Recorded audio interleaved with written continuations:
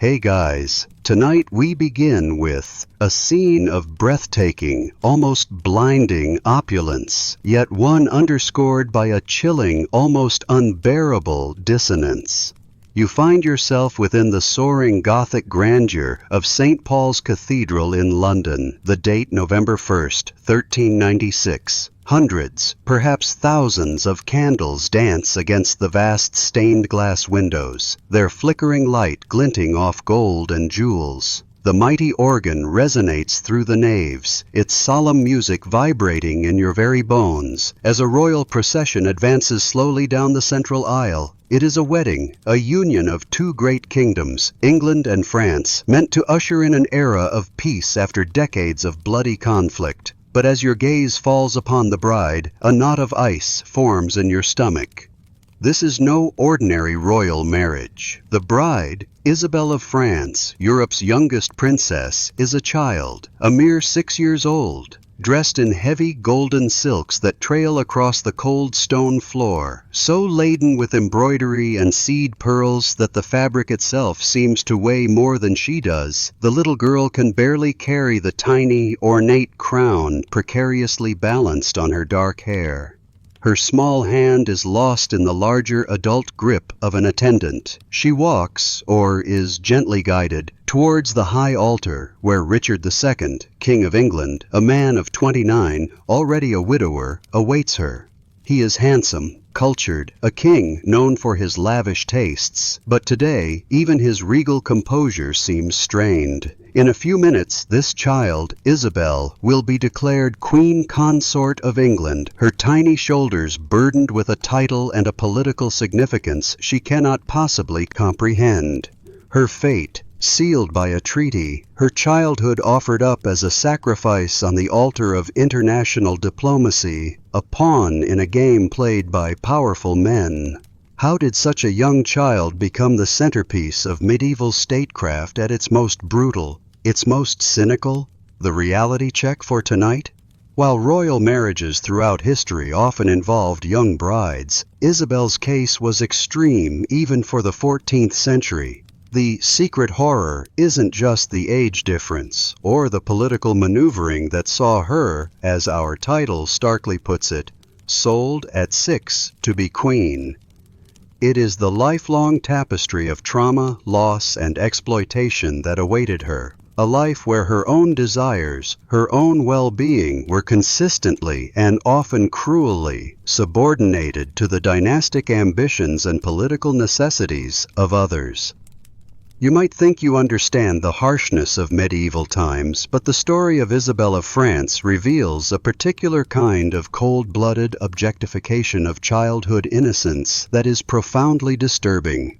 So, before you get comfortable, before we trace Isabelle's tragic path from a French palace haunted by madness to the treacherous courts of England and back again, take a moment to like the video and subscribe, but only if you genuinely enjoy what I do here. And please, do drop your location and local time in the comments. It's always fascinating to connect with our global community, sharing these journeys into the often unsettling depths of the past. Now, dim the lights, maybe turn on a fan for that soft background hum, and let's ease into tonight's journey together.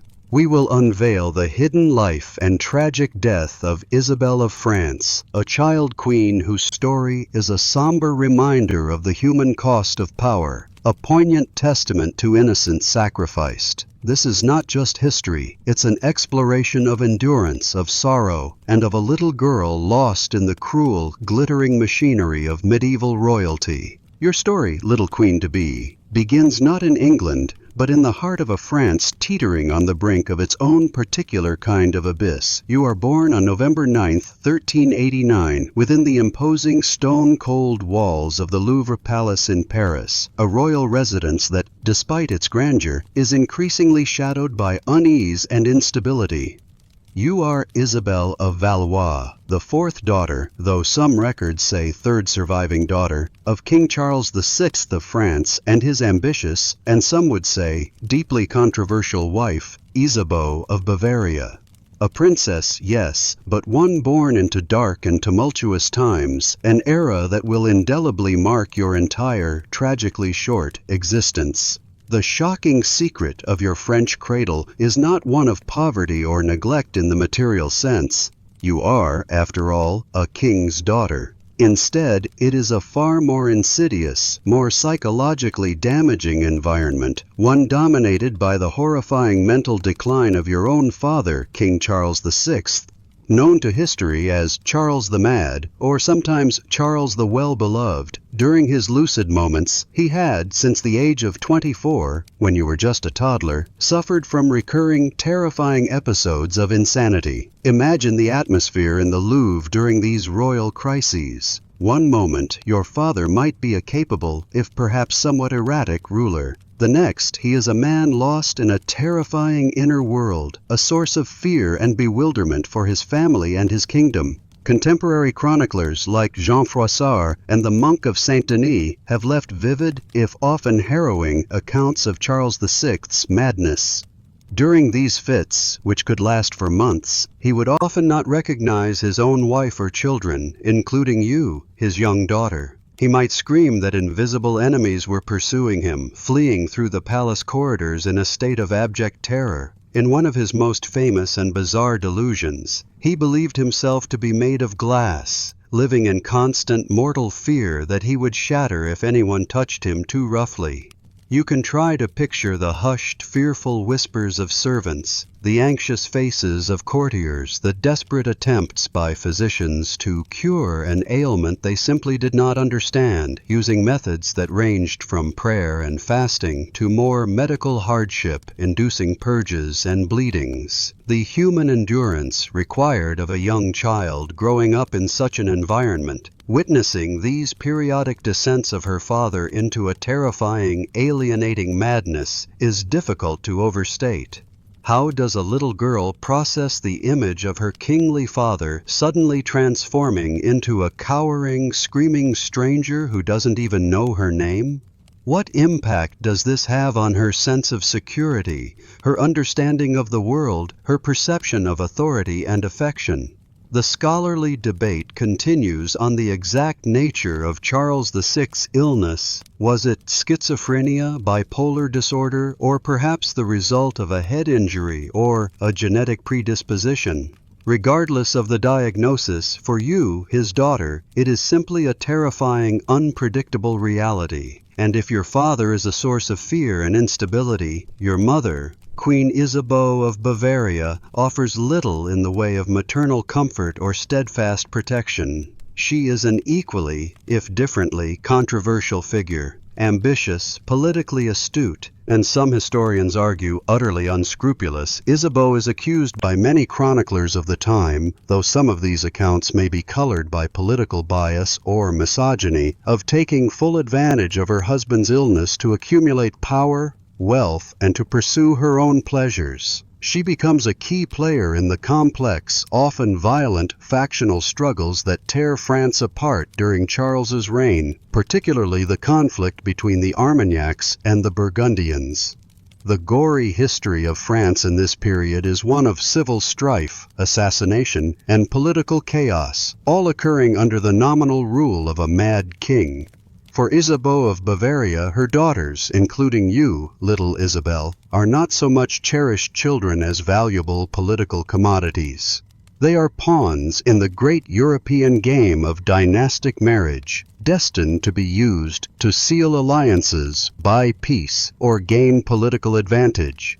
One quirky, or rather deeply cynical detail is that Isabeau was known for her extravagance and her many alleged lovers, while her children were sometimes reported to be neglected, their upbringing left to governesses and servants. You grow up in this toxic environment, surrounded by palace intrigues, political instability, the terrifying specter of your father's madness, and the calculating coldness of a mother who sees you primarily as an asset to be deployed. It is a dark French cradle indeed, one that will prepare you, in the most brutal way, for the even darker fate that awaits you across the English Channel. The seeds of your secret horror are sown early, in a home where love is scarce and power is everything. Your early childhood, little Isabelle, unfolds not just against the backdrop of your father's terrifying madness and your mother's cold ambition, but also under the long, oppressive shadow of a seemingly interminable conflict, the 100 Years' War between France and England. This brutal, sprawling series of wars, which had been raging on and off for over half a century by the time of your birth in 1389, has bled France dry, devastated its countryside, and created a climate of profound instability and national anxiety. You, a princess of this beleaguered realm, are born into a kingdom desperate for respite, a kingdom where the very word peace has become a precious, almost mythical commodity. Imagine the France of your formative years, the glorious victories of an earlier generation under Charles V. Your grandfather, Charles the Wise, are now distant memories. Under your father, Charles VI, especially during his incapacitating bouts of insanity, the kingdom is fractured and vulnerable. English armies still control significant territories in France, like Calais and parts of Aquitaine. Raiding parties, both English and French, from opposing factions within France itself, regularly terrorize the countryside, burning villages, slaughtering livestock, and preying upon the already struggling peasantry. The gory history of this conflict is etched into the landscape, in ruined castles, abandoned farms, and fields fallow from fear or lack of manpower. The medical hardship for the common people is immense. War brings not just violence, but famine and disease in its wake. Disrupted trade routes, plundered harvests, and the constant movement of armies spread sickness and starvation. You, insulated to some extent within the walls of the Louvre, might not experience this directly, but the tremors of this widespread suffering would undoubtedly reach even the royal court in the form of depleted treasuries, anxious counselors, and a populace increasingly weary of endless conflict. The human endurance of ordinary French men and women living year after year under the threat of war, famine, and the unpredictable rule of a mad king is stretched to its breaking point. Internally, France is also tearing itself apart. The power vacuum created by Charles VI's intermittent madness has led to a bitter, often violent struggle for control between powerful factions of French nobles, primarily the Armagnacs, supporters of the Duke of Orléans, the king's brother, and the Burgundians, supporters of the ambitious Duke of Burgundy, the king's uncle and then cousin. Your own mother, Queen Isabeau, navigates these treacherous waters, often switching allegiances to further her own power and wealth. Assassinations, betrayals, and outright civil war become recurrent features of French political life. You can imagine the atmosphere of suspicion and fear that permeates the court, a world where a careless word or a perceived slight could have deadly consequences. It is in this context of external threat from England, internal division, economic exhaustion, and the unpredictable chaos stemming from the king's mental illness that the desperate need for peace, particularly peace with England, becomes an overwhelming political imperative for many in the French ruling class. The war is unwinnable in the short term, and its continuation is bankrupting the kingdom and fueling internal strife. A truce, even a temporary one, even one bought at a high price, seems like the only viable option to give France a chance to breathe, to regroup, to perhaps find some semblance of stability. One quirky, or rather tragically illustrative detail is that during some of Charles VI's lucid moments, he himself expressed a deep desire for peace with England, perhaps tormented by the suffering his kingdom was enduring. The scholarly debate often considers the various motivations behind the peace negotiations that would ultimately lead to your betrothal. Was it genuine statesmanship, a recognition that continued war was futile? Or was it driven by the self-interest of particular factions who stood to gain from a truce? Or perhaps it was simply a pragmatic, if cynical, move by a bankrupt and fractured regime to buy time?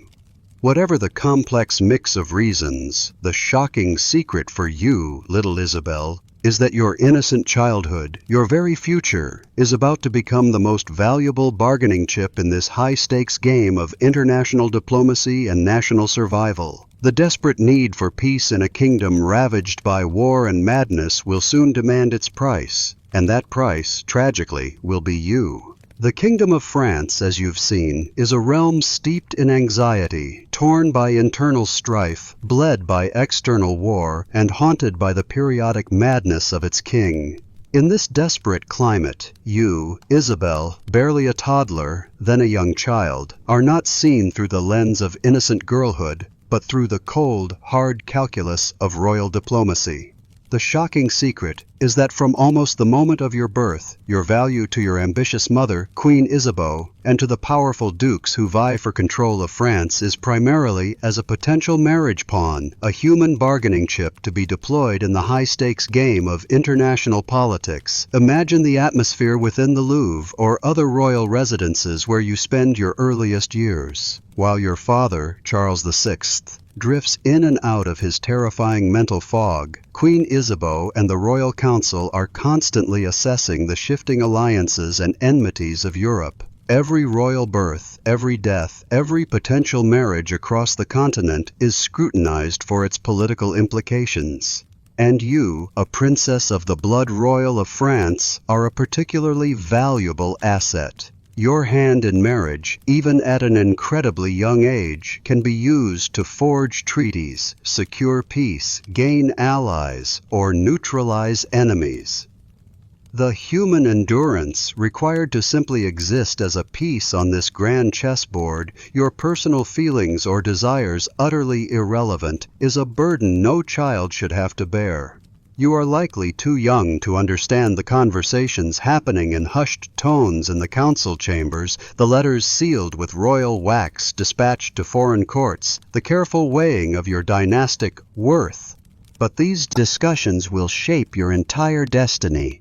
The medical hardship of your father's condition inadvertently increases your value as a diplomatic tool.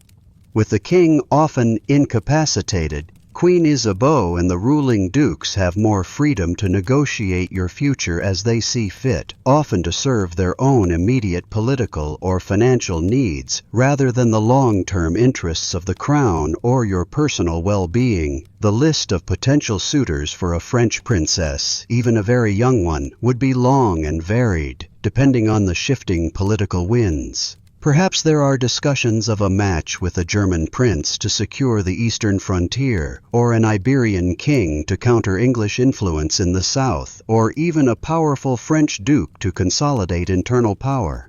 Each potential alliance brings with it a complex set of calculations. Dowry size, political support, military aid, trade concessions. Your future is being itemized, costed, and bartered like a precious but ultimately impersonal commodity. One quirky, or rather disturbingly common aspect of medieval royal marriages was the practice of betrothing children at incredibly young ages, sometimes even in infancy. While the marriage might not be consummated until the bride reached puberty, theoretically around age 12 to 14, though this too was sometimes ignored for political expediency, the betrothal itself was a binding diplomatic agreement. This meant that from a very early age, your life was already promised, your path already set, by decisions made by adults who saw you not as Isabelle, the little girl who loved her dolls and her pet dog, but as Isabelle, Princess of France, a key to unlocking some political or financial advantage. The scholarly debate often explores the emotional and psychological impact of such an upbringing on royal children. Did they become prematurely cynical, aware from a young age that their lives were not their own? Or did they, like you, little Isabelle, perhaps retain a degree of childish innocence and incomprehension, viewing these grand adult plans as just another confusing, if sometimes frightening, aspect of their extraordinary, isolated lives? The shocking secret is the pervasive systemic nature of this objectification. You are not unique in being a political pawn. It is the expected, almost inevitable fate of most royal daughters in this era. Your value lies not in who you are, but in who you can be married to. And as France's need for peace with England becomes increasingly desperate, your value on this grim marriage market is about to skyrocket, leading you towards that fateful altar in St. Paul's. Across the turbulent English Channel, the Kingdom of England, your future, unwilling home, is also facing its own set of profound challenges. King Richard II, who will soon become your 6-year-old self's 29-year-old husband, is a monarch beset by difficulties, a ruler whose reign is characterized by internal strife, financial woes, and a growing sense of his own precarious grip on power. You, the observer, must now understand the desperate motivations that would lead this English king to seek such an unconventional and to many unsettling alliance with a child princess from his traditional enemy, France. Richard II, who ascended the throne as a boy himself in 1377, is by 1396 a man in his late 20s, but one who has already weathered many political storms. His reign has been marked by clashes with powerful nobles, the Lords Appellant, by the Peasants' Revolt of 1381, and by a growing reputation for autocratic tendencies, extravagance, and a reliance on a small circle of unpopular favorites. He is a king who feels his authority is constantly being undermined, his prerogative challenged. The shocking secret of his court is its deep divisions and simmering resentments. He craves stability, a way to consolidate his power and silence his critics. A significant personal blow and a political complication had occurred in 1394 with the death of his beloved first wife, Anne of Bohemia. Their marriage, by all accounts, had been a happy and politically astute one, but it had produced no children, no heir to secure the Ricardian line. Now a widower, Richard needs a new queen, not just for companionship, which a 6-year-old child certainly couldn't provide in the usual sense, but for the dynastic and diplomatic advantages a royal marriage could bring. The medical hardship of the era, the high rates of maternal and infant mortality, the uncertainty of producing a healthy heir would have weighed heavily on any monarch's mind. Financially, England, like France, is strained by the long, costly 100 Years' War. While truces have been intermittent, the underlying hostility remains, and the threat of renewed large-scale conflict is ever present. Richard, who personally favors peace with France, a policy not universally popular with his more hawkish nobles who still dream of English conquests on the continent, sees a French marriage as a way to solidify a truce, reduce military expenditure, and perhaps even gain a substantial dowry that could alleviate his pressing financial problems. You can almost see him, a king desperate for funds, his eyes lighting up at the prospect of the enormous £800,000 dowry the French are offering with you, Isabelle. The scholarly debate often considers Richard II's complex personality. Was he a cultured, peace-loving aesthete, as some portray him, a king genuinely seeking an end to the long war? Or was he a weak, indecisive, and increasingly tyrannical ruler whose desire for a French alliance was driven more by a desperate need for money and a respite from his domestic troubles than by any grand vision of European peace? One quirky detail is Richard's own deep devotion to his first wife, Anne. The idea of him marrying a mere child so soon after her death was seen by some as unseemly. Yet the political and financial imperatives were, in his mind, overwhelming. He faced internal rebellions and the constant threat of deposition from powerful kinsmen like Henry Bolingbroke, the future Henry IV, who viewed Richard's rule with increasing alarm. For Richard II, the shocking secret is that you, Isabelle, a 6-year-old princess, represent not a romantic partner, but a desperate political and financial lifeline. Your youth, while problematic in some respects, delaying the possibility of an heir for many years, is perhaps even a secondary consideration compared to the immediate benefits of a long truce with France and a massive influx of French gold into his depleted treasury. He is a king backed into a corner, and your tiny hand in marriage is one of the few cards he feels he has left to play to try and secure his troubled reign. The human endurance of a king trying to hold on to power amid such adversity is one thing. The sacrifice of a child's future to achieve it is another entirely. The stage is set. France, exhausted by war and internal strife, is desperate for peace. England, under its troubled King Richard II, is equally desperate for that peace, and perhaps even more so for the vast dowry that might come with it. And you, Isabelle of France, a child of barely 6, are the linchpin, the human currency, in this high-stakes diplomatic transaction. You now witness, through the cold lens of historical record, the shocking secret of how your fate, your entire life, is meticulously negotiated by powerful men, your intrinsic worth reduced to a series of clauses in a marriage treaty. The negotiations between the French and English courts for your hand in marriage to Richard II drag on for months throughout 1395 and 1396. Imagine the scene. Grave-faced ambassadors, clad in rich velvets and furs, shuttle back and forth across the English Channel. They meet in grand halls, poring over parchments, debating terms with the calculated coldness of merchants haggling over a prized commodity. The gory history here is not of bloodshed, but of the cold, systematic objectification of a child. Your name, Isabelle, is spoken countless times, but rarely with any consideration for your feelings, your well-being, or your future happiness. You are a symbol, a political instrument.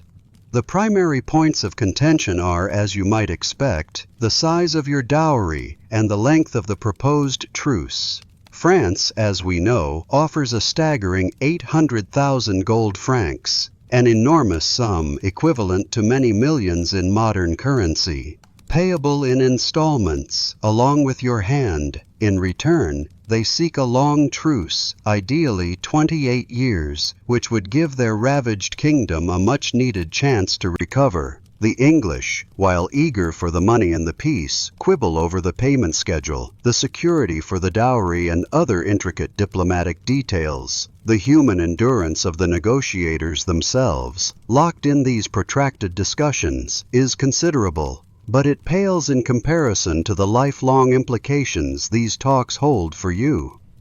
Your age, a mere 6 years, is of course a significant point of discussion, a medical hardship of sorts for the dynastic ambitions of Richard II. Even by the often brutal standards of medieval royal marriages, where betrothals of young children were not uncommon, marrying a 6-year-old to a 29-year-old king, with the expectation that the marriage would eventually be consummated to produce heirs, was pushing the boundaries. The script notes you provided earlier highlight that some English counselors argued it would be better to wait until you turned 12, the age then considered canonically suitable for consummation. They worried about the long delay in securing an heir, and perhaps some may have even harbored genuine concerns about the propriety of such a union. But Richard II, as we've seen, is desperate. The lure of French gold and the promise of a long peace to consolidate his increasingly shaky internal power outweigh any such scruples or practical concerns about your extreme youth.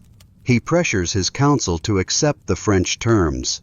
One quirky, or rather deeply cynical aspect of these negotiations is how your future education and upbringing in England are discussed.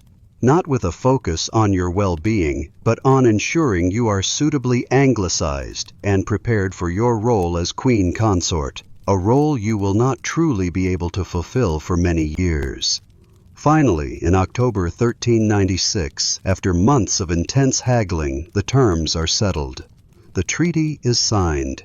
You, Isabelle of France, will be delivered to England as a political gift, a child sacrificed on the altar of royal diplomacy and national expediency. The scholarly debate continues on whether any of the negotiators truly believed this union would bring lasting peace or stability, or if it was simply a short-term, pragmatic solution for two troubled kingdoms. But for you, the shocking secret is that your fate has been sealed, your childhood effectively over, your life now belonging not to yourself, but to the cold, hard logic of statecraft. The price of a princess, it turns out, is peace for some and a lifetime of gilded captivity for you. The ink on the marriage treaty is dry. Your fate, little Isabelle, is sealed. You are to leave your home, your family, such as it is, your country, and journey across the sea to become the child queen of a foreign land, married to a king old enough to be your father. The shocking secret now unfolds in the carefully orchestrated, yet deeply unsettling rituals of your departure from the French court. A gilded farewell designed more to impress the English ambassadors and affirm the political alliance than to comfort a bewildered 6-year-old girl.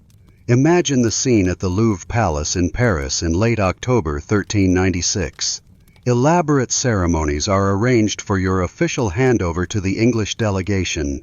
Your father, King Charles VI, in one of his fleeting moments of lucidity, is brought forth to bid farewell to his daughter.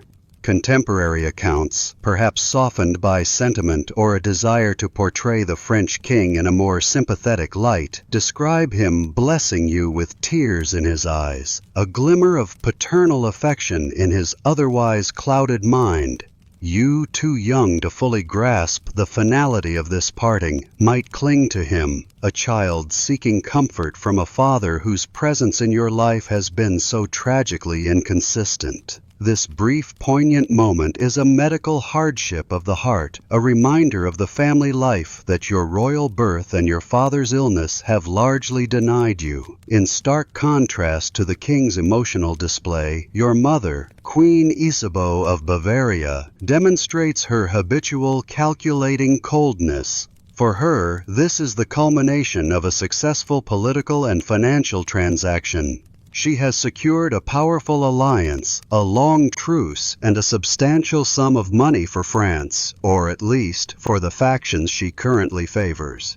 You are an investment that has paid off. There are reports that she treats your separation with an almost business-like detachment, her focus more on the diplomatic niceties and the smooth execution of the handover than on the emotional well-being of her 6-year-old daughter.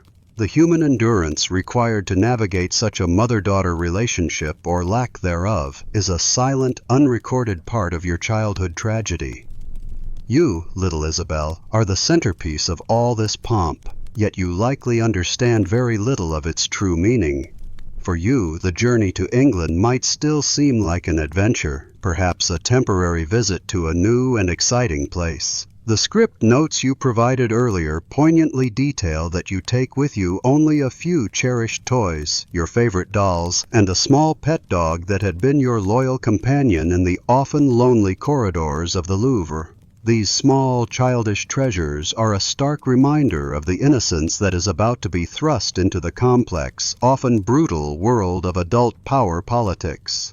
One quirky detail is the sheer size of the French retinue that accompanies you. Hundreds of nobles, servants, ladies-in-waiting, and a special guard, all ostensibly to ensure your safety and comfort, but also to protect the first installment of your dowry, the treasure being transported alongside you. The scholarly debate might consider what provisions, if any, were made for your emotional support during this traumatic transition.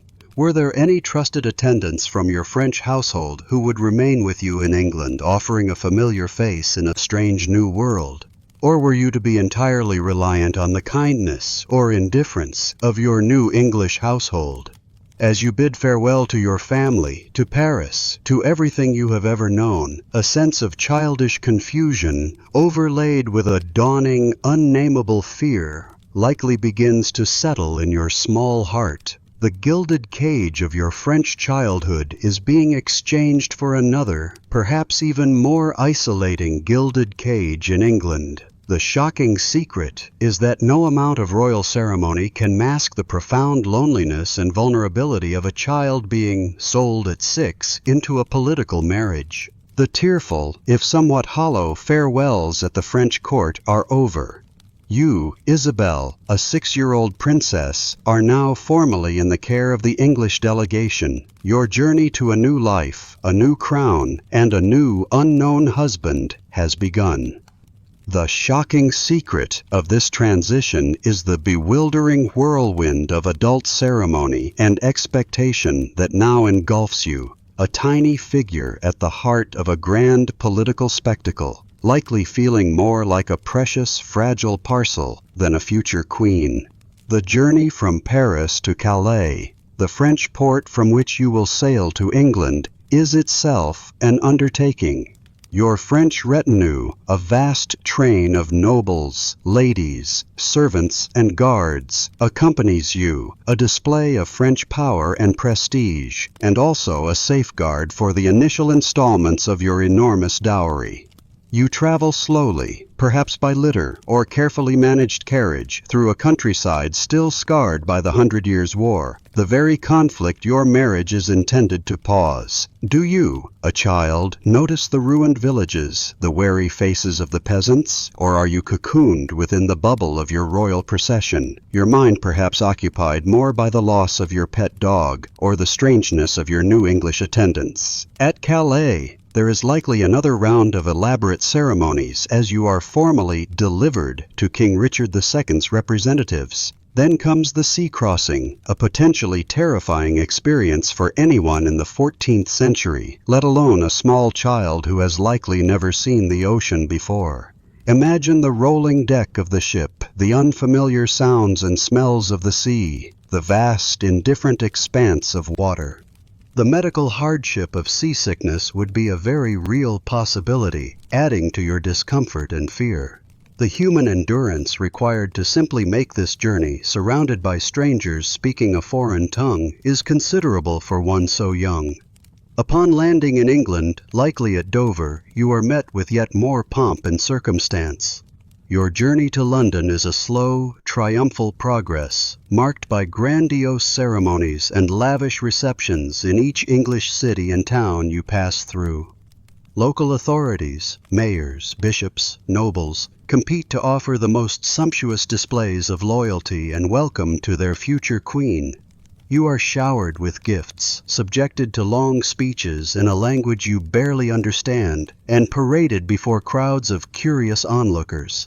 It is a spectacle designed not for your comfort or enjoyment, but to impress upon the English populace, and perhaps any lingering French skeptics, the significance and legitimacy of this new royal alliance. But for you, little Isabelle, this relentless, overwhelming display of adult ceremony is likely more intimidating than impressive. The script notes you provided earlier poignantly state that you, exhausted and intimidated by the excessive pomp, frequently cried and asked to go home.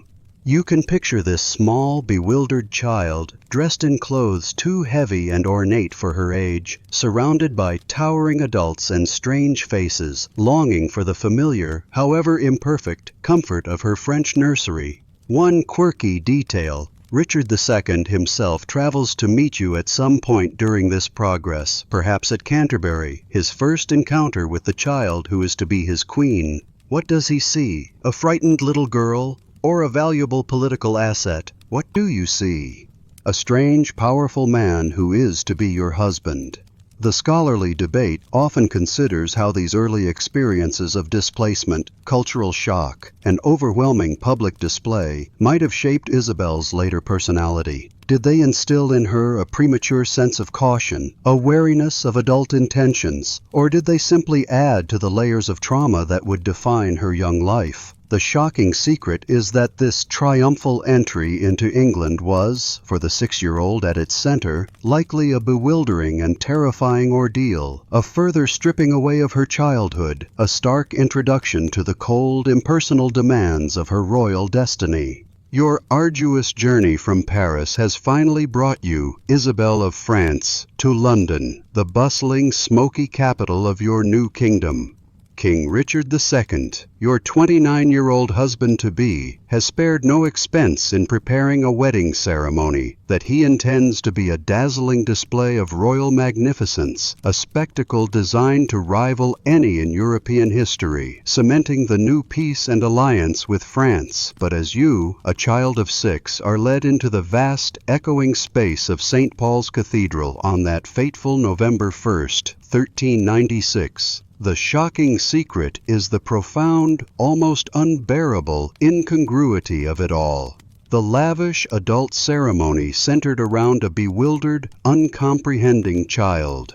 Imagine the scene: St. Paul's Cathedral, the old Gothic edifice, not Wren's later masterpiece, is ablaze with light. Thousands of candles, many imported from France as part of the diplomatic niceties, illuminate the soaring vaults, glinting off the rich vestments of the clergy and the jewels of the assembled nobility. The air is thick with incense. Choirs sing in Latin and French, their voices echoing through the nave. The cathedral is decorated with English and French fabrics intertwined, symbolizing the supposed union of the two kingdoms, a piece bought with your tiny hand. It is a spectacle designed to impress, to awe, to declare to the world that England has achieved a diplomatic triumph. You are the focal point of this overwhelming grandeur, yet you are almost lost within it. Dressed in cloth of gold, your small frame burdened by a miniature crown, you are led down the long central aisle. The eyes of hundreds of English nobles, clergy, and foreign ambassadors are upon you. What do they see? A symbol of peace? A political pawn? Or simply a very small, very frightened little girl? The human endurance required of you to walk that long aisle, to stand before the high altar, to participate in a ritual whose meaning you cannot fully grasp, is immense.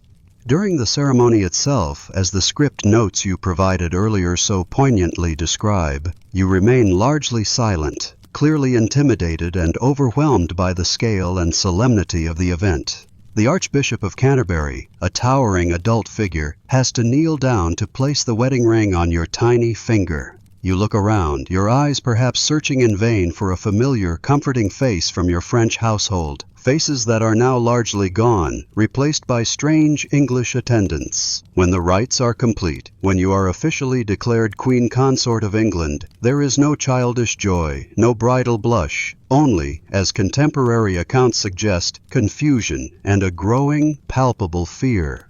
The medical hardship is the sheer psychological assault on a child's undeveloped mind. One quirky, or rather deeply unsettling detail concerns the wedding feast that would have followed, another display of conspicuous consumption and royal power. While you, the child queen, might have been present, you would have been a peripheral figure, your role largely symbolic, while the adult courtiers feasted, drank, and celebrated a political alliance that had used your innocence as its foundation. The scholarly debate might consider how Richard II himself felt during this ceremony. The script notes mention he was considered one of Europe's most refined men, a lover of arts and literature, and that he had deeply loved his first wife. Marrying a child so young, even for reasons of state, reportedly embarrassed him. Was there a flicker of discomfort, of shame in his eyes as he stood beside you at the altar? The shocking secret of your wedding day, Isabelle, is its hollowness, its perversion of the very idea of marriage. It is a state pageant, a diplomatic triumph for some, but for the 6-year-old girl at its center, it is a bewildering, terrifying, and profoundly lonely introduction to her new life as a child queen in a foreign land, a life where her own needs and feelings will almost always be secondary to the demands of the crown and the cold calculations of powerful men. You are now Queen of England, Isabelle of France, married at 6 to a king nearly 5 times your age. The lavish, unsettling wedding ceremony is over.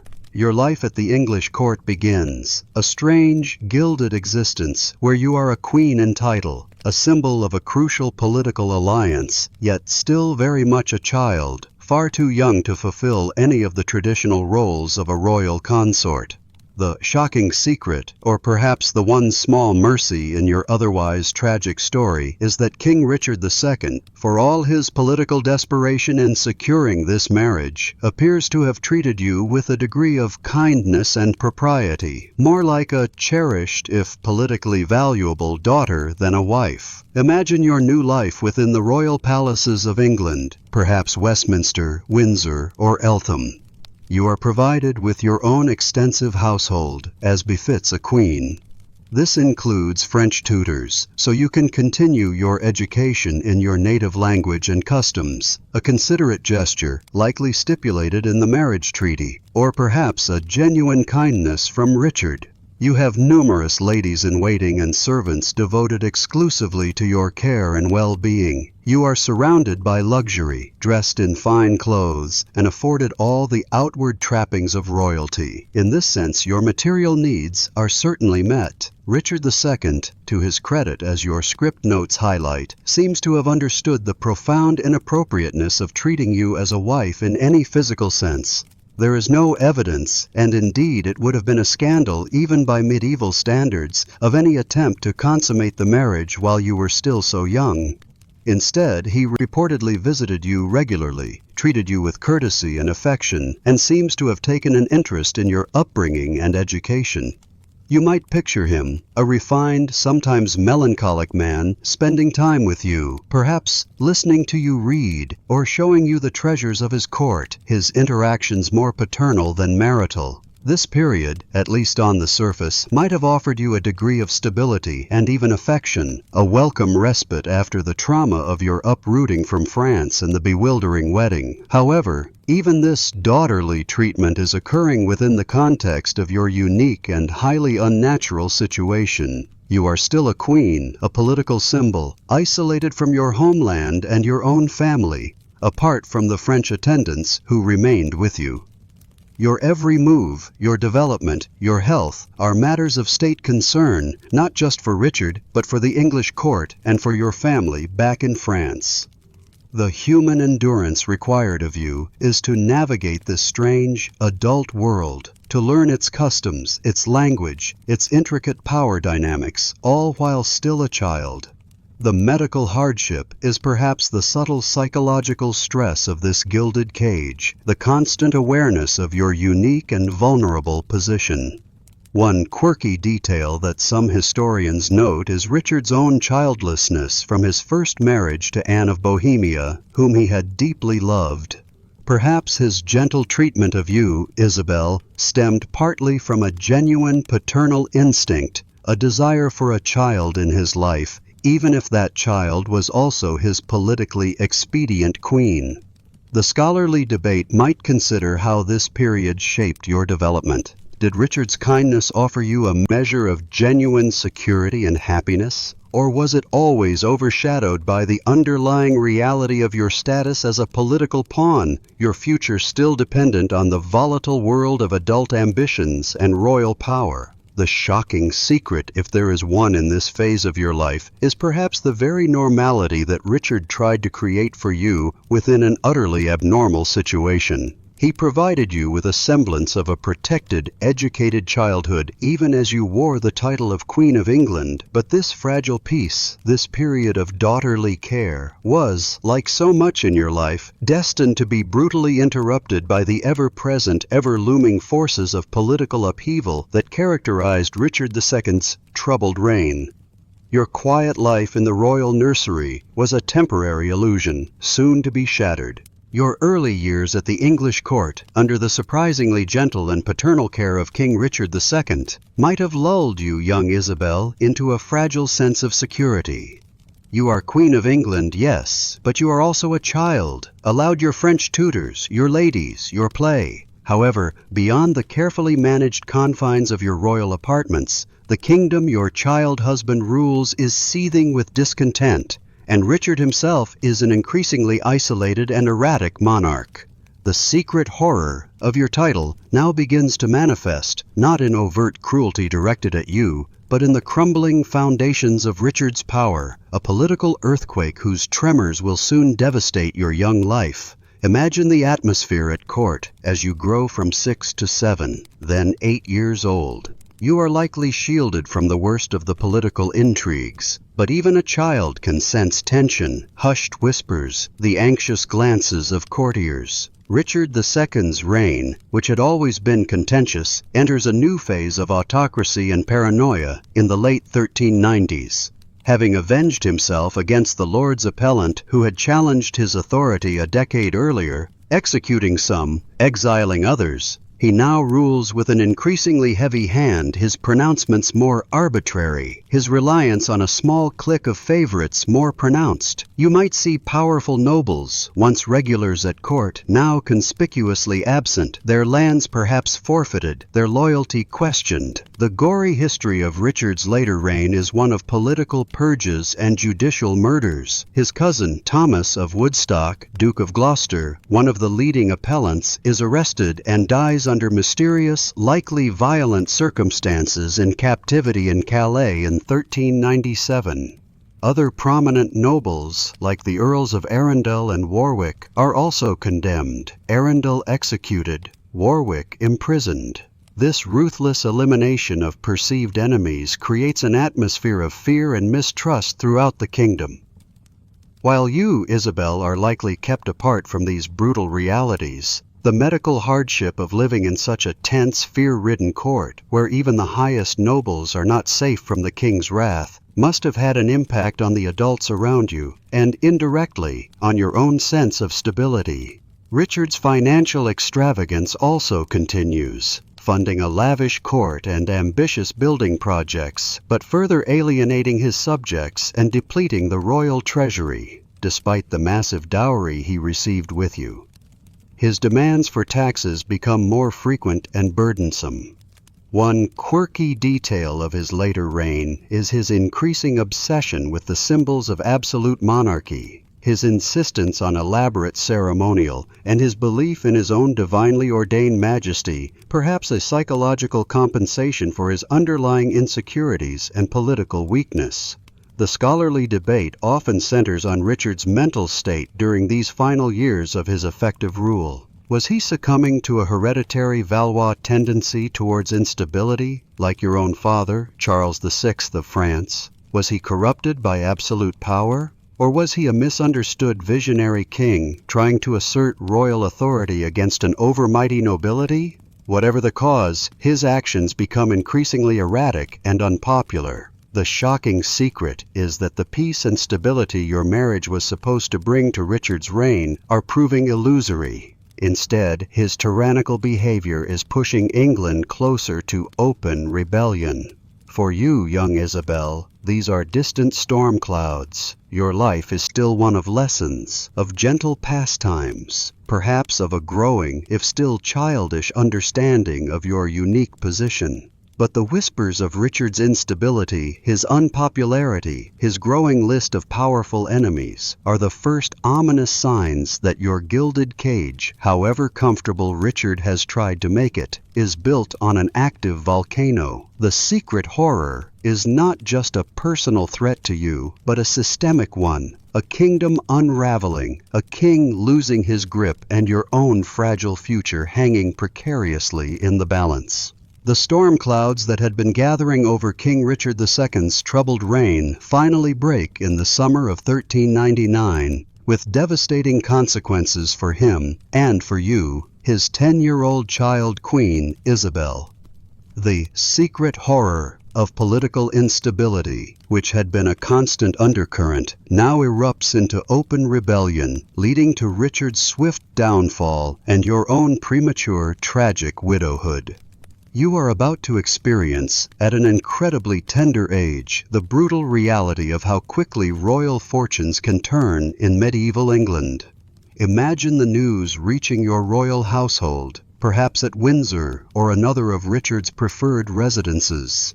Henry Bolingbroke, Duke of Hereford and Lancaster, Richard's cousin, a powerful noble whom Richard had exiled and whose vast Lancastrian estates Richard had high-handedly confiscated upon the death of Henry's father, John of Gaunt, has returned to England. He lands at Ravenspur in Yorkshire in early July 1399, ostensibly to claim his rightful inheritance, but his return quickly snowballs into a full-blown rebellion against the unpopular king. Richard, crucially, is absent in Ireland at the time, dealing with another uprising there, leaving a power vacuum in England that Bolingbroke skillfully exploits. Support for Bolingbroke spreads like wildfire. Many powerful nobles, alienated by Richard's tyrannical rule, his execution of rivals, and his financial exactions, flock to Henry's banner. The human endurance of those who had suffered under Richard's increasingly arbitrary power now finds an outlet. You, young Isabelle, would be caught in the middle of this rapidly escalating crisis. Your French attendants, your English household, all would be thrown into a state of fear and uncertainty. What would happen to the king, and more pressingly for them, what would happen to you, the French princess, the child queen of a rapidly crumbling regime? Richard, upon hearing of Bolingbroke's invasion, hurries back from Ireland, but it is too late. His support has melted away. His armies desert him. He is outmaneuvered, isolated, and eventually forced to surrender to Henry Bolingbroke in August 1399. The gory history of this period is less about pitched battles and more about political betrayal and the swift collapse of royal authority. Richard is taken as a prisoner to London, publicly humiliated, and in September formally deposed by Parliament, which then declares Henry Bolingbroke as King Henry IV. Your world is turned upside down. Your husband, the king who had treated you with a degree of paternal kindness, is now a captive, a broken man. You are no longer Queen of England in any meaningful sense, but the child widow of a deposed and soon-to-be murdered monarch. The medical hardship for Richard in his captivity is well documented. Harsh conditions, despair, and then his inevitable mysterious death at Pontefract Castle in Yorkshire around February 1400 at the age of 33. Most historians believe he was either starved to death or murdered on Henry IV's orders to eliminate any potential rallying point for Ricardian loyalists. One quirky detail is that Henry IV later had Richard's body publicly displayed to quell rumors that he was still alive. For you, Isabelle, now a 10-year-old widow, the future is terrifyingly uncertain. You are a valuable political pawn, a daughter of the King of France, caught in the middle of a dynastic upheaval in a foreign land. The secret horror of your situation is your complete powerlessness. Your life, once again, is in the hands of powerful men whose primary concerns are their own political survival and advantage, not the well-being of an orphaned, widowed child queen. Your brief, strange marriage is over, not through natural causes, but through the brutal, unforgiving mechanics of medieval power politics. King Richard II is dead, likely murdered in the grim confines of Pontefract Castle. You, Isabelle of France, are now a 10-year-old widow, your status as Queen of England nullified by your husband's deposition and death. The shocking secret of your new reality is that you have transformed from a child queen, however nominal, into a valuable and vulnerable political asset, a golden prisoner in the hands of the new Lancastrian king, Henry IV. Your next few years will be a period of genteel but undeniable captivity, your freedom and future subject to the shifting diplomatic winds between England and France. Imagine your situation. You are still housed in royal residences, perhaps at Windsor, or later, as the script notes you provided mention, more permanently at Havering-atte Bower in Essex, a favored dower house for queens. You are still attended by servants, your material needs likely met. But you are, in essence, under house arrest. Your movements are restricted, your communications monitored. Henry IV, a pragmatic and often ruthless ruler who had seized the throne through force, is acutely aware of your potential value. You are the daughter of Charles VI of France, and your marriage to Richard II, though unconsummated, had been part of a peace treaty that brought with it a substantial, though largely spent, dowry. The medical hardship here is the psychological toll of this uncertain confinement, the constant awareness of being a pawn. Henry IV's initial dilemma regarding you is complex. Returning you to France, as your French family and King Charles VI, during his lucid moments, would soon demand, is problematic. It would involve not only a loss of a potential bargaining chip, but also, more embarrassingly for the English crown, the potential demand for the return of the remainder of your dowry. Money that Henry IV, with his own depleted treasury and the costs of consolidating his new regime, simply does not have. You can almost hear the quirky, or rather typically cynical, diplomatic wrangling. "We'll return the princess, but about that gold." So Henry IV plays for time. He keeps you in comfortable, if closely supervised, captivity. There are even suggestions at one point that he considered marrying you himself to his own son, the future Henry V, as a way to re-legitimize the Lancastrian claim to the throne and maintain the French alliance and the dowry.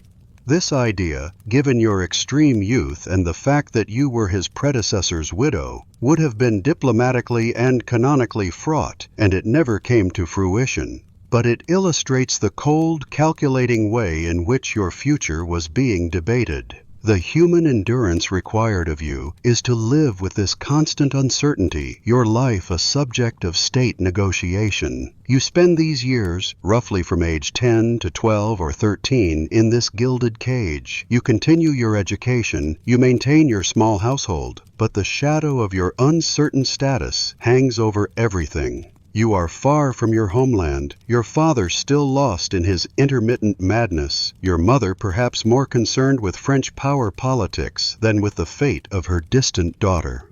The gory history of Richard VI's end, the man who was for a time your guardian and husband, must also weigh heavily on your young mind. The scholarly debate considers how these years of honorable captivity shaped your character, perhaps fostering a resilience and a premature understanding of the harsh realities of royal life. The shocking secret is that even as a child, even as a widow, you are too valuable a piece in the great game of kingdoms to be simply allowed to live a private, peaceful life.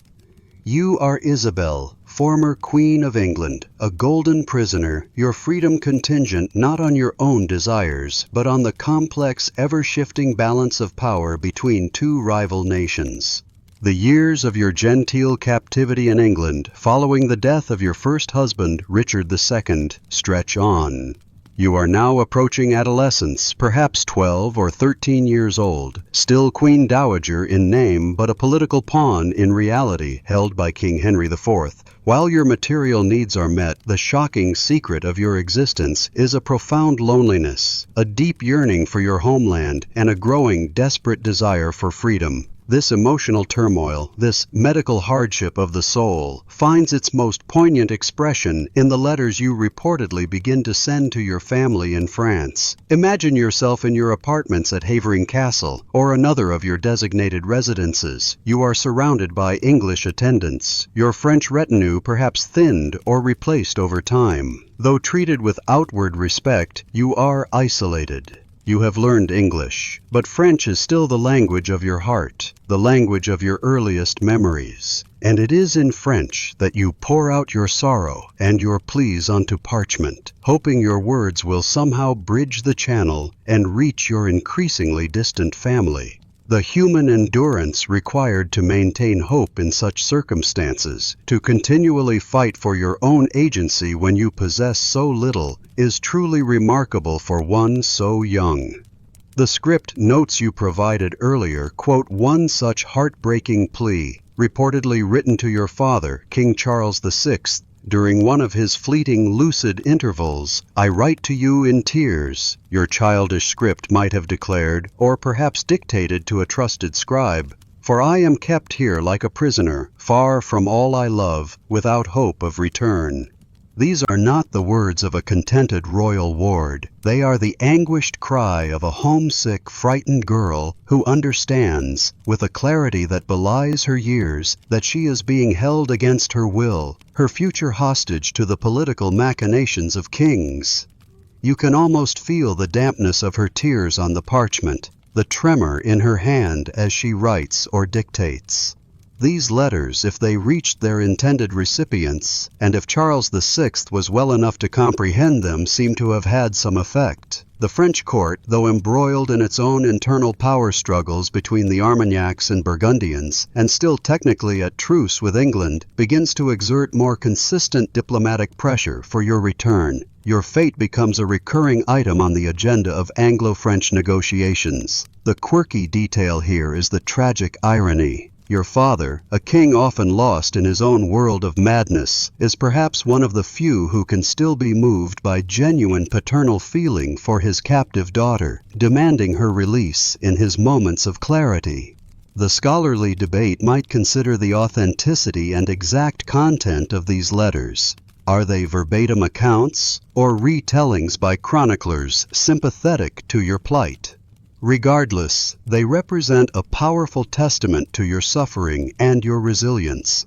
You are not just passively enduring your captivity, you are actively seeking your freedom, using the only weapon available to you, your words, your royal status, and your appeal to familial duty and affection. The gory history is the emotional abuse inherent in your situation, the psychological torment of being held as a political bargaining chip. Your pleas, written in tears, are a desperate attempt to break free from the gilded cage that has become your life, a cry for help from a child queen who simply wants to go home.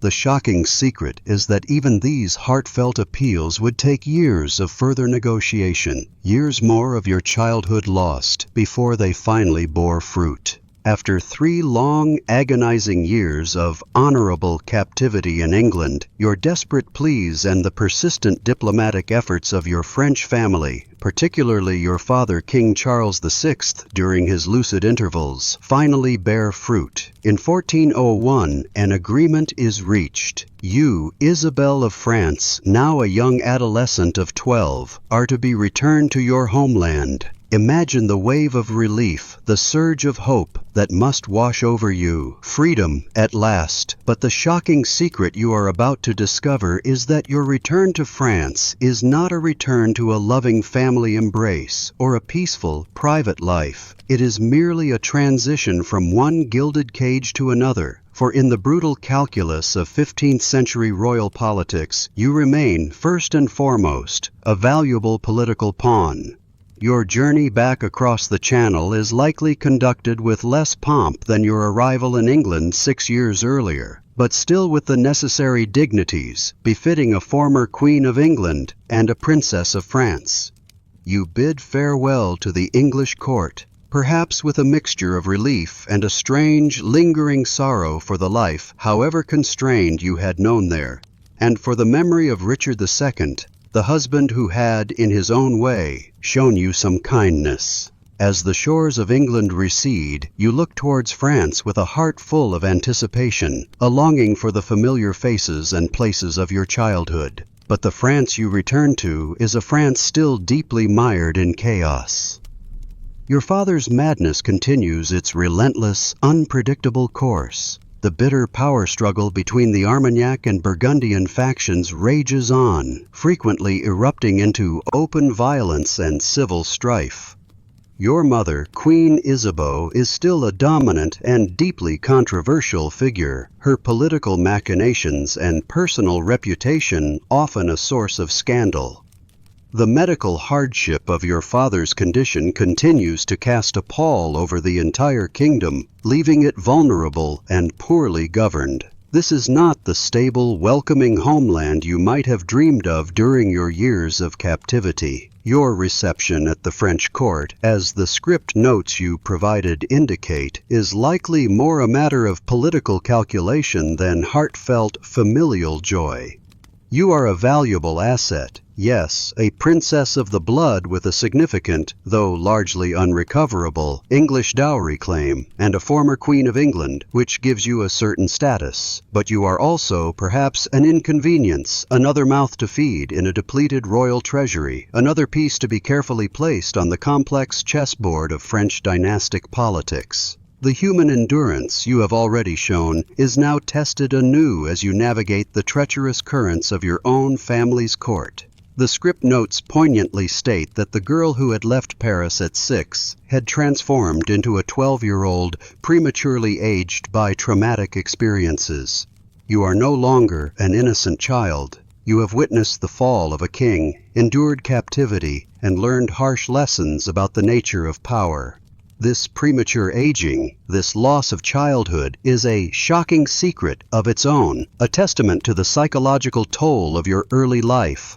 One quirky, or rather deeply sad detail is that while you are now free from English captivity, you are still not free to choose your own path. Your future, your next marriage will once again be decided by others based on political expediency rather than your personal happiness. The gory history of your life as a political tool is far from over. You have simply been returned to the French market to await the next highest bidder or the most advantageous alliance. For several years after your return to France in 1401, you, Isabelle, now a young teenager marked by the trauma of your English queenship and captivity, live in a state of limbo within the chaotic French court. Your future is uncertain, still subject to the political whims of your mad father, your ambitious mother, and the warring factions of French nobles. But then, around 1406, some sources vary slightly on the exact year, but you are approximately 16 or 17, another marriage is arranged for you. The shocking secret, or rather, the unexpected blessing in this instance, is that this second political union, unlike your first, offers a genuine, if tragically brief, glimmer of personal happiness and mutual affection. Your new husband is Charles, Duke of Orleans. He is young himself, around 11 or 12 years your junior. Historical accounts vary, but he was significantly younger. A poet, a man of culture and sensitivity, and a key figure in the Armagnac faction, which is then vying for power against the Burgundians. Your marriage to him is once again primarily a political move, orchestrated by your mother, Queen Isabeau, and her allies, likely to strengthen the Armagnac cause and consolidate their influence. You, now a young woman who has already experienced the harsh realities of being a dynastic pawn, might approach this new alliance with a degree of weary resignation.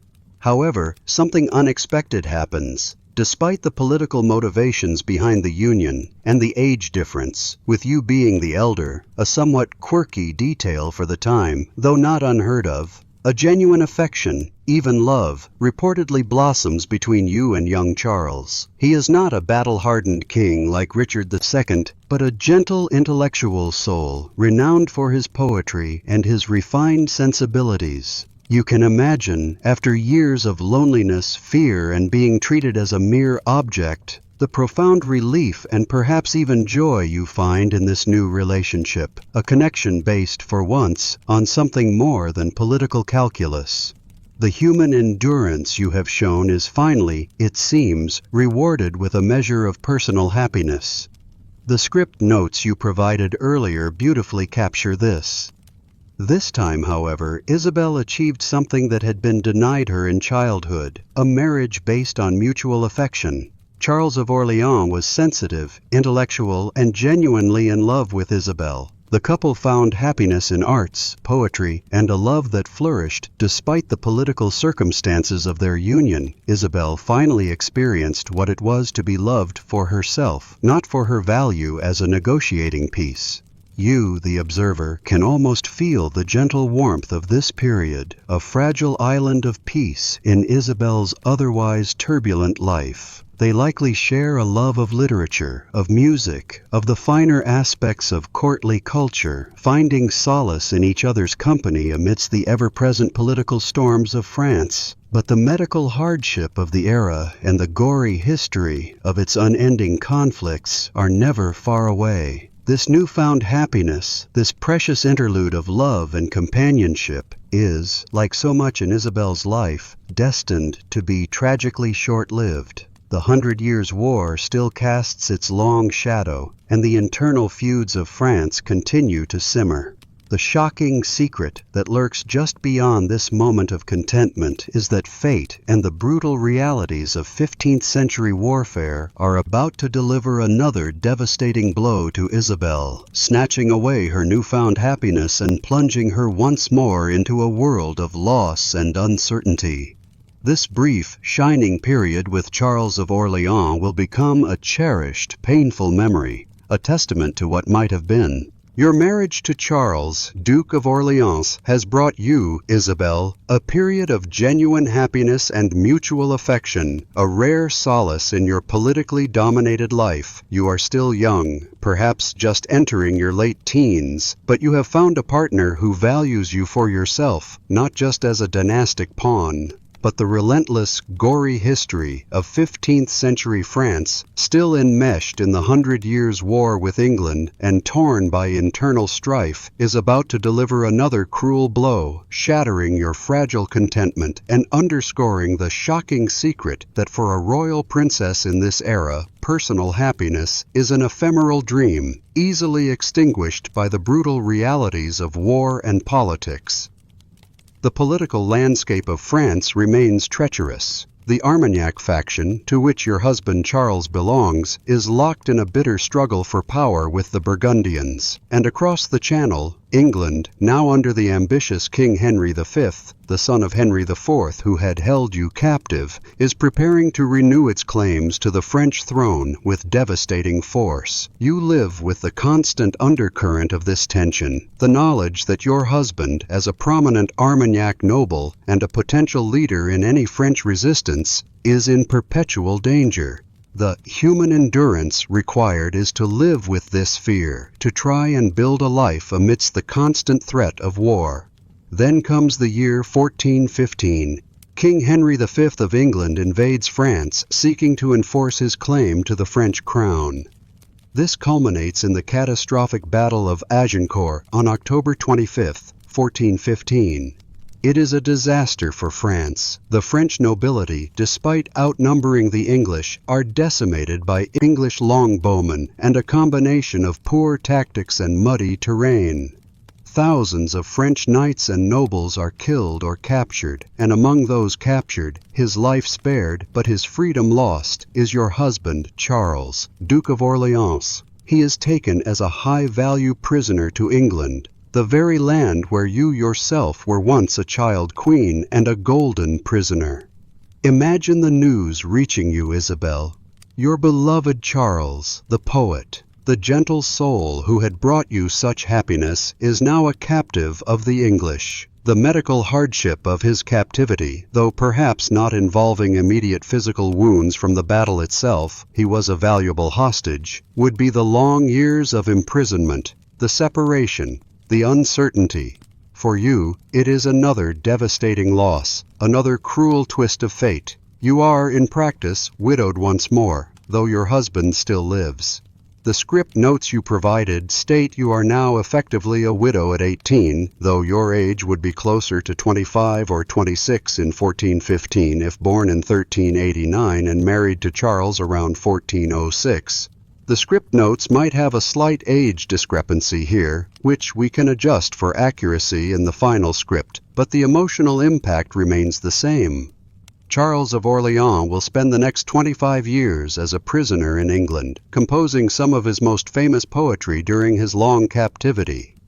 But for you, Isabelle, his capture means a return to solitude, to dependence on the chaotic French royal family, your brief period of marital happiness brutally curtailed. The shocking secret is the sheer, relentless cruelty of fate in your life. Twice, the possibility of loving and being loved has been stolen from you by the impersonal, brutal machinery of war and politics. You are left to navigate the treacherous French court alone, your status diminished, your future once again uncertain, a living testament to the devastating impact of conflict on personal lives. With your second husband, Charles of Orleans, now a long-term prisoner of war in England following the disaster at Agincourt, you, Isabelle of France, once again find yourself adrift in the turbulent waters of the French court. You are still young, but your life has already been a relentless cycle of political maneuvering, loss, and shattered hopes. The shocking secret of these final years is perhaps their quietness, a period of relative obscurity after so much high-stakes drama, yet still marked by the underlying fragility of your existence and the bittersweet consolation of motherhood. During the years that follow Charles's capture from 1415 onwards, You live a more discreet life, likely residing in various royal castles or estates controlled by the French crown or the Armagnac faction. The human endurance you now exhibit is one of quiet resilience, of navigating a court still rife with intrigue and the ongoing madness of your father, King Charles VI, without the protection or companionship of a husband. The script notes you provided suggest you dedicated yourself to charity and the arts, perhaps finding solace in these pursuits, a refuge from the harsh realities of power politics that had so dominated your life. Your unique experiences, having been Queen of England and intimately involved, however unwillingly, in diplomacy from such a young age, might have indeed given you a unique perspective, one that other members of the royal family perhaps sought discreetly.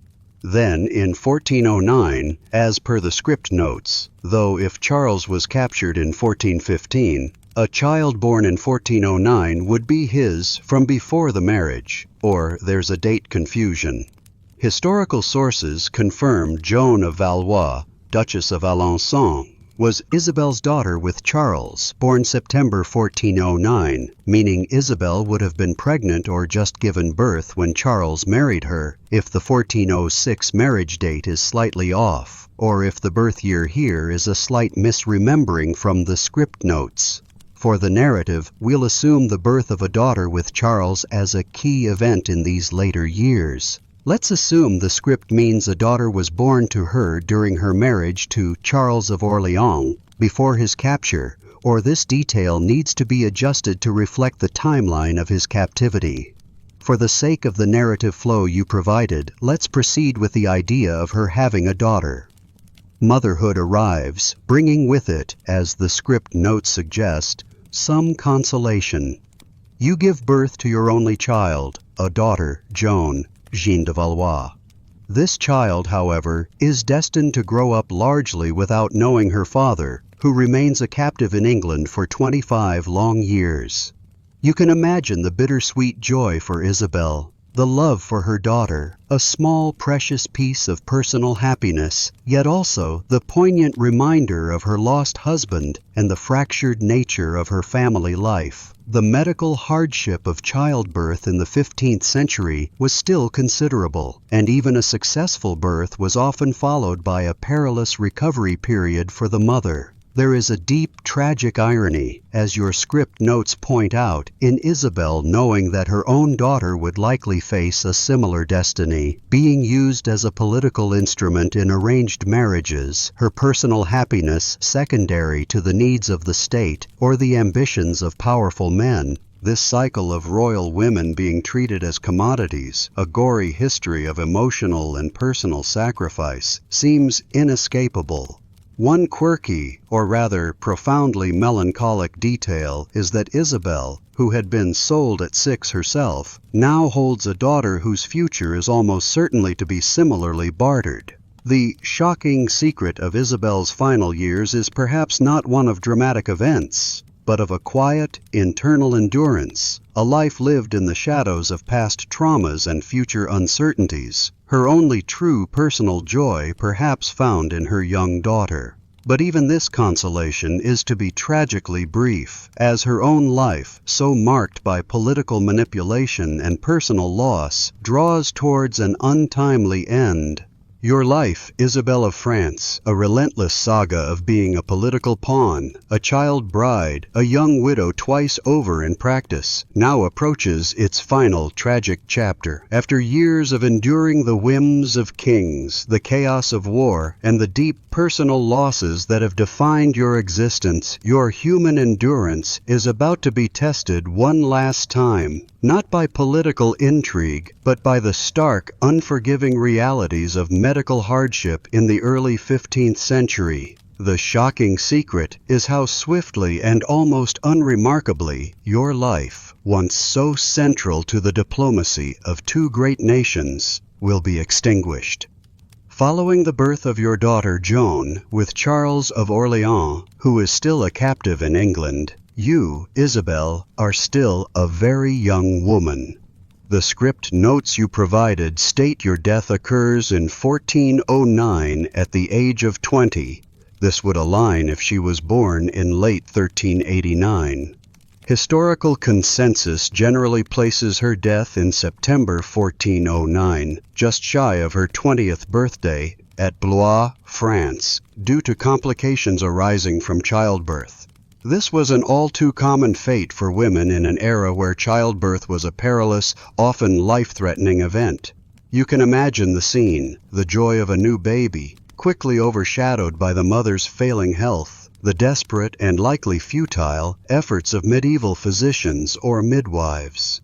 The specific nature of these postpartum complications is rarely detailed in historical records, but they could have included a host of horrors: puerperal fever, childbed fever, a raging infection that often set in after delivery due to unhygienic practices, postpartum hemorrhage, excessive bleeding, for which there were no effective treatments like blood transfusions or modern drugs to contract the uterus, or other complications like eclampsia or embolism. You are lying in your childbed, your body weakened from delivery, and a new insidious enemy attacks from within. The gory history of maternal mortality in this period is a grim litany of such agonizing, untreatable conditions. The physicians and midwives attending you would have employed the limited knowledge and remedies of their time. Perhaps they administered herbal concoctions, performed bloodletting, a common, if often harmful, treatment for fevers, or recited prayers and incantations. But against a severe infection or uncontrolled bleeding, these measures were largely powerless. You can almost feel your strength ebbing away, the light dimming, surrounded perhaps by anxious attendants, your infant daughter a tiny, unknowing witness to her mother's final struggle. One quirky, or rather profoundly tragic detail, as your script notes highlight, is that your death passed almost unnoticed by the chroniclers of the time. This is a striking and shocking secret in itself. You, who were once Queen of England, whose marriage was a cornerstone of international treaties, whose dowry was a matter of state finance, now die in relative obscurity. Your political usefulness, it seems, had largely run its course. You had fulfilled your dynastic duty by providing an heir, to Charles of Orleans at least, and the great game of politics had moved on. This stark indifference to your passing is perhaps the ultimate commentary on how completely your life had been subordinated to the interests of others. The scholarly debate might consider if better care could have saved you, or if your fate was sealed by the general medical ignorance of the age. But for you, Isabelle, your life, which began amidst the grandeur of the French court and briefly touched the throne of England, ends quietly, tragically, and far too soon, another victim of the perilous lottery of childbirth in a pre-modern world. The sold-at-6 princess, the child bride, the young widow, now meets her end, not on a battlefield or a scaffold, but in the quiet agony of her childbed, a final, devastating medical tragedy. The short, tumultuous, and ultimately tragic life of Isabelle of France has drawn to its close. You have journeyed with her, from her birth into a French court, haunted by her father's madness, through her bewildering marriage at 6 years old to the King of England, her premature widowhood, her years as a golden prisoner, a fleeting moment of love with her second husband, and finally her untimely death at the tender age of 20 from the perils of childbirth. Her story, as our title, Isabelle of France, sold at 6, to be queen, the secret horror of a child bride's life and death, so starkly encapsulates, is a chilling testament to the gory history of how children, especially royal daughters, were used as pawns in the brutal game of medieval diplomacy, their innocence and well-being sacrificed on the altar of political expediency. The shocking secrets of her life are many. The cold calculation with which her future was bartered for peace and a hefty dowry. The profound psychological, medical hardship of being a child queen in a foreign land, surrounded by strangers and political intrigue. the terror of her husband Richard II's deposition and murder, leaving her a widow at 10, and the relentless way her life continued to be dictated by the ambitions of powerful men, even upon her return to France. Her brief happiness with Charles of Orléans was but a fleeting interlude in a life largely defined by loss, uncertainty, and the heavy burden of her royal blood. Her human endurance is undeniable, though it was often a quiet internal struggle rather than a series of heroic public acts. She endured the madness of her father, the ambition of her mother, the loss of 2 husbands, one to death, one to decades of captivity, the loneliness of exile and imprisonment, and finally the physical agony of her last illness. Hers was a life where personal desire was almost entirely subjugated to the demands of state. She fulfilled her role as a political piece, as your script notes so aptly put it, generating an heir for the Orleans line and sealing alliances, but she scarcely had the opportunity to live for herself.